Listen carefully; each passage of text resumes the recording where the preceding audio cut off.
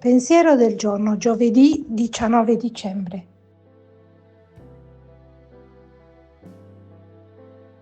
Con coraggio nell'attimo presente.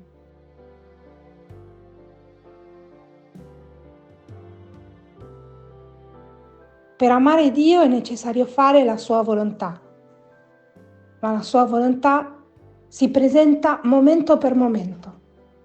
Possiamo riconoscerla espressa nelle circostanze esterne, nei nostri doveri, nei consigli di persone sagge o di coloro che ci rappresentano Dio, oppure in un momento imprevisto doloroso o gioioso o noioso o indifferente. Lo riconosce chi ha uno spirito attento, un'anima vigile. Non per niente il Vangelo parla spesso di vigilanza. Il Vangelo concentra l'uomo sul presente quando, non volendo che si preoccupi del futuro, gli fa chiedere al Padre il pane solo per oggi. Lo invita a portare la croce di oggi e gli ricorda che ogni giorno è sufficiente.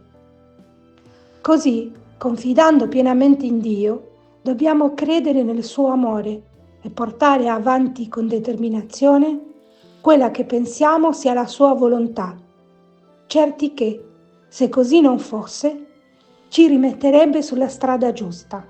Ma anche quando la volontà di Dio ci sembra chiara, come quando ci chiama a svolgere un lavoro che richiede ore, c'è sempre una tentazione da superare, uno scrupolo da respingere, una preoccupazione da mettere nel cuore di Dio, idee strane da accantonare, desideri vari a cui rinunciare. Vivere il presente è una pratica straordinariamente ricca. Vivere il presente innesta la nostra vita terrena già ora nel corso della vita eterna. Chiara Lubich, Tornare al presente, Città Nuova Editrice. Parola di vita, dicembre 2024. Nulla è impossibile a Dio. Dal Vangelo di Luca, capitolo 1, versetto 37.